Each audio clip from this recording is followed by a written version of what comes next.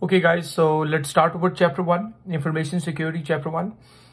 In this chapter we have mainly 5 agenda items, 5 main things to discuss, starting with the definition of security,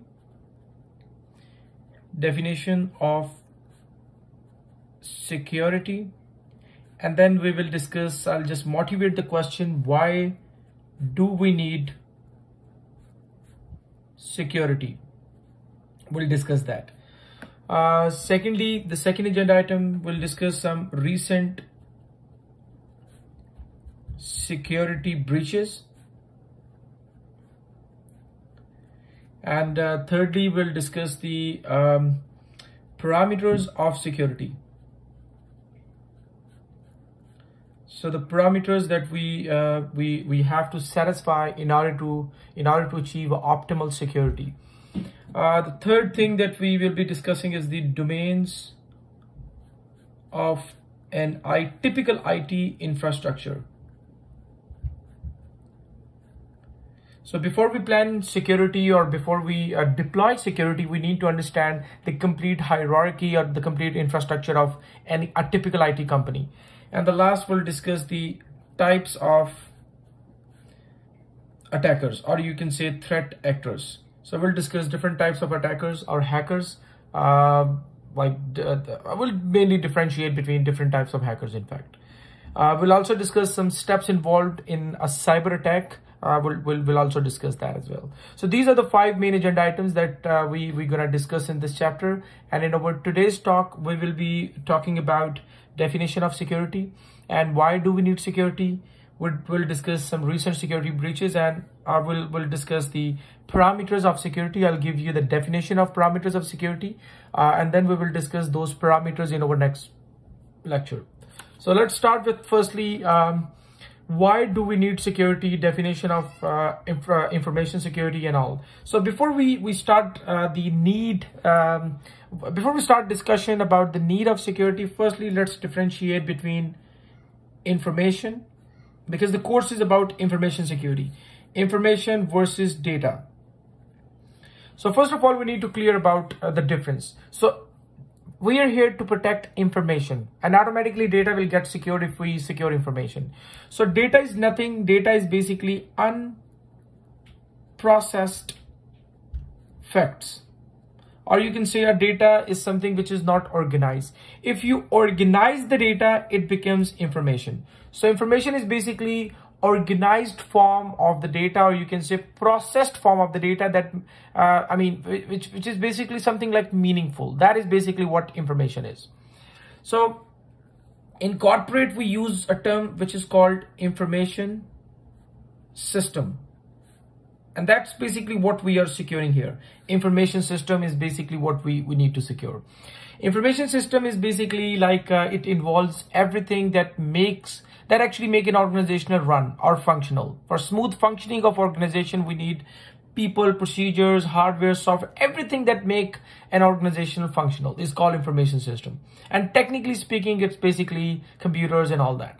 So information system is basically collection of people, procedures, policies,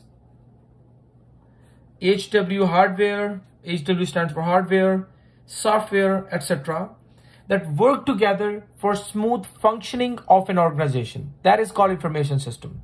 The most important component of information system is computer. So computer is the most fundamental block, or you can say the most important component of any information system. And typically we use computer for processing. We use computer for storage, or we use computer for communication. So these are the typical usage or applications of computer. These are the things that we use for data processing, storing of the data, communicating, and all that stuff. Now, the thing is, after the integration of artificial intelligence, just see there are now many applications in which we use computer. And just imagine, we cannot even run a gas station without a computer. We need to maintain our inventory of the gas station. Okay, so with the artificial intelligence, like where we have applications like blockchains, We have applications like ERP, enterprise resource planning. We have some other application like supply chain management system, etc., etc., etc. Everything where we use the, for all these applications, we use computers. So integration of artificial intelligence has taken computer to the next level. And all these applications, artificial intelligence applications, are basically cloud services, cloud-based. So we use cloud-based applications. So whenever we are working with the cloud, the most important thing is internet. Okay, so internet is basically the most important component. So let me just make it more simple to understand. So in information system, the most important thing is computer. And for efficient utilization of computer, we need internet. Now here comes the problem. Why do we need security? If you don't connect your computer with internet, there's no problem at all. Like, you don't have to worry about it. You're good. But if once you connect your computer with internet, internet is a public network. A public network. So everybody has access to internet. Let's say, just imagine, let's say this is your computer. Once you connect your computer with internet, internet is a public network. You cannot stop people from accessing internet. So just imagine, other people like bad hackers, they can also access your computer. Like, we have to implant firewalls and all that stuff. Otherwise, we are exposed to bad people as well whenever you're connected with internet. So internet is open or public network, which is accessible to even hackers, bad people, good people, everybody. Everybody has access to internet. So whenever you are connected with internet, you have to be really careful. Like, we need to use antiviruses, firewalls to avoid the bad people from getting to our network and our computers, etc. Let me just give you a basic idea about internet, what is basically internet, how it actually it was invented. So if you see, internet is basically like, to understand internet, how big internet is, you need to understand the basic term which is called intranet, or you can call it local area network. So what is local area network? So local area network is basically if you connect multiple computers, okay, within a same geographical area, like within your building, like at your home, you guys have a local area network where you have plenty of devices, cell phones, you have computers, laptop, tablets. All these are basically connected with each other through this router. So you have an access point or a router, and all these devices are connected with each other through this router and connected with internet through the router.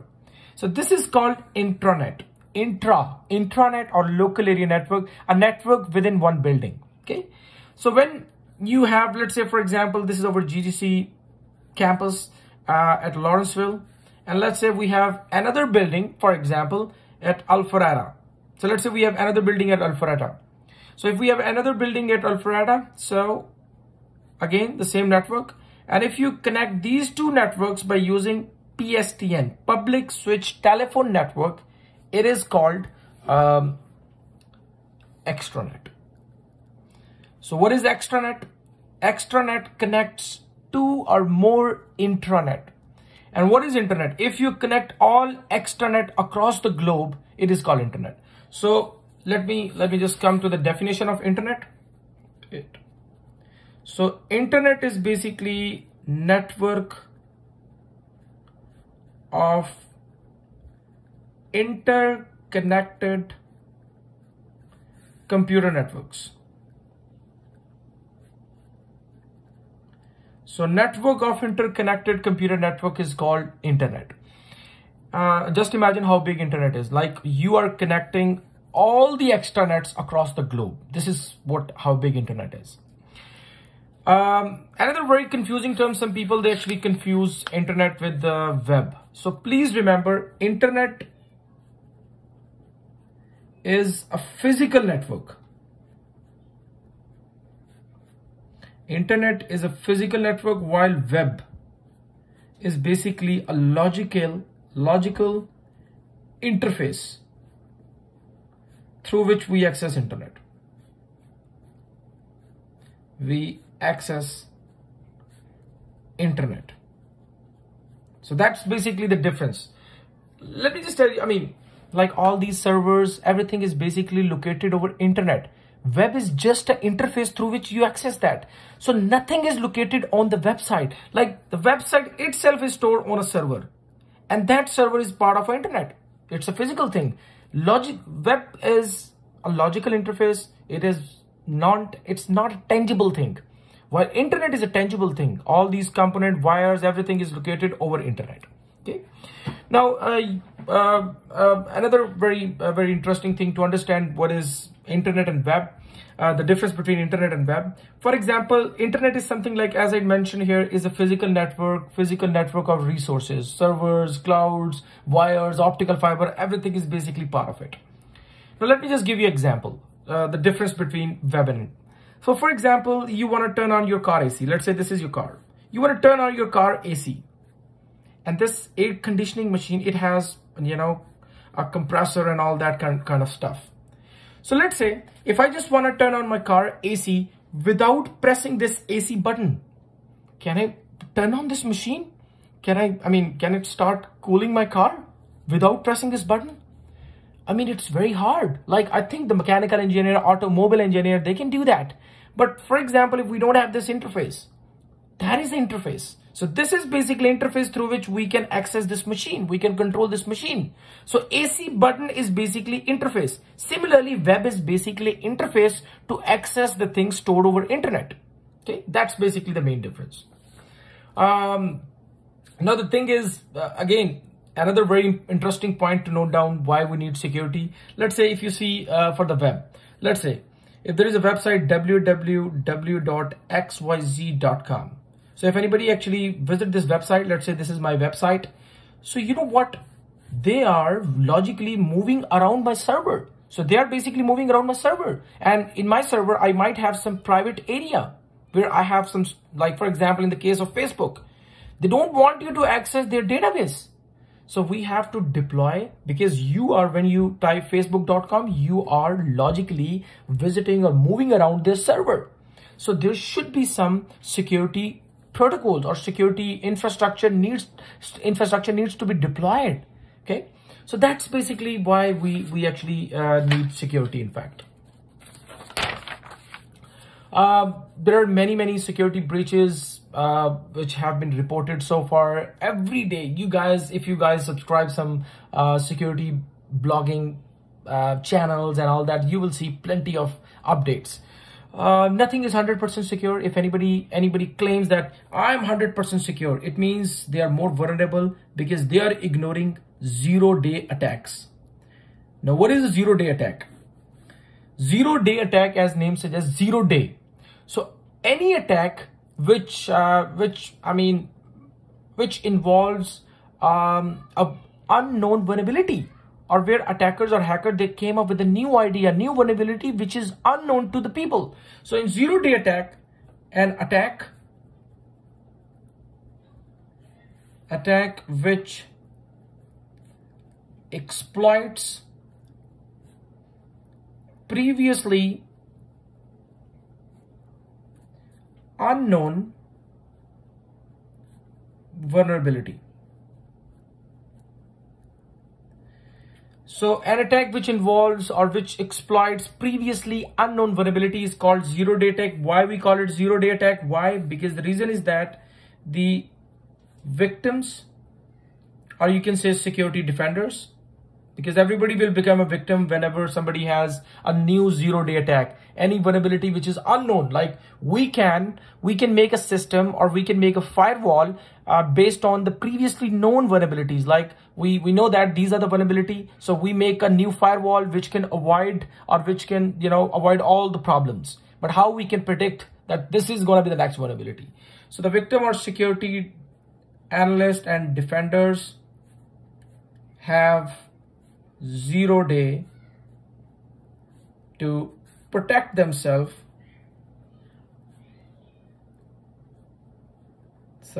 against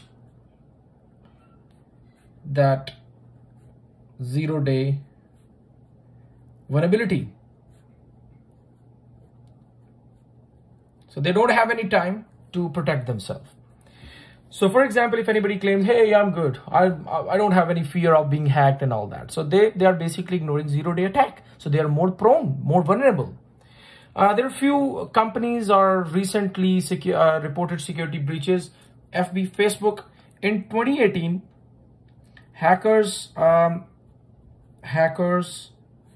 accessed, you can say, published 22 million users' accounts.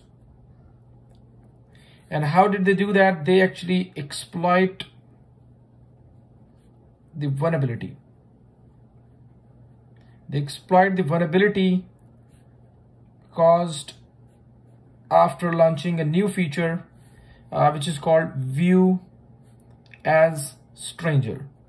So in 2018, Facebook, they introduced a new feature where users can view their profile as a stranger. Hackers, they found a vulnerability. We'll discuss that. What was that vulnerability in detail? And then they took control of their account. 22 million people, their account got affected. Then in the same year, 2018, eBay, they were targeted. So how it happened actually? It started, or you can say the vulnerability or the security breach originated after small number of employees' credentials, like their username and passwords, got compromised. So what happened? Hackers, hackers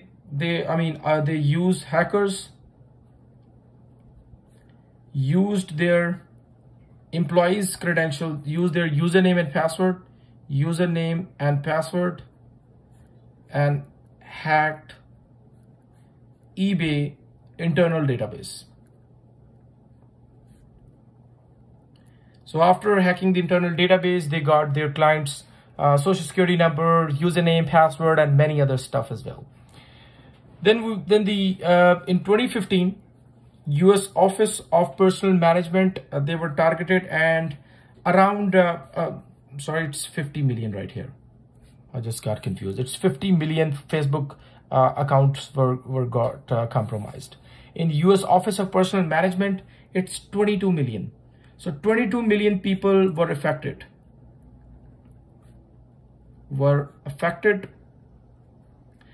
And you can say their social security numbers, their birth date, their place of birth, etc., were published. Hackers published all these details. Then in 2013, these are some big hacks actually, but there are many security breaches as well. Adobe systems were hacked. Hackers, what they did is they published the details of 150 million accounts. They actually got the information of 161,000 social security numbers, and fortunately, hackers got encrypted, because Adobe systems they used to encrypt the credit card numbers and all that information. So they got encrypted username and passwords, plus the credit card or financial info, which involved credit card, debit card, and all that details. So these are some of the examples of recent security breaches, and there are many examples, but these are some of the reported examples. One of the dilemmas that most of the people, most of the companies, in fact, they don't publicize their hack or their security breaches at all, because of the stock market prices and all that stuff. But again, there are many hacks, of course. There are some key terminologies that you guys will see over and over in this course. One of the key term is called risk. Risk is basically likelihood of something bad may happen. Likelihood that something bad may happen is called risk. Threat is basically an action that can damage assets. That's basically a threat. Vulnerability, as we are discussing here as well, vulnerability is basically a pitfall, or you can say a loophole through which system can be compromised. This is called vulnerability. Information system security is basically, as I mentioned earlier, information system is people, procedure, and all that stuff. Information system security is basically the activities that we do, activities to ensure security of information system and data. These are the key terminologies that we will use over and over. Last few things for today. Parameters of security. These are also called CIA triangle. There's a triangle: confidentiality, integrity, and availability. So, I mean, whenever we design any information security system, we have to ensure CIA. So confidentiality, it ensures that only authorized people can read or view contents or information, contents of message. So basically confidentiality means, for example, if I need to transmit a message, let's say ABC, to my friend. So there might be many people between us. So I just want him to actually understand message ABC. That is called confidentiality. Like only authorized people can read the message. Unauthorized people, they cannot understand what I'm transmitting. Integrity, it ensures that only legitimate or authorized people, legitimate individuals can modify or update the message. Unauthorized modification can be detected. So like, for example, I'm transmitting a message. Let's say these are the two people. Let's say this is person A and this is person B. Person A wants to send a message hello. So for example, if B receive it, and let's say there is a man in the middle, he actually modifies the message hello and made it hell. So there should be a process to detect that. That is called integrity. Last is availability. Availability is basically availability parameter should ensure that the systems or information should be available to the legitimate people whenever they request.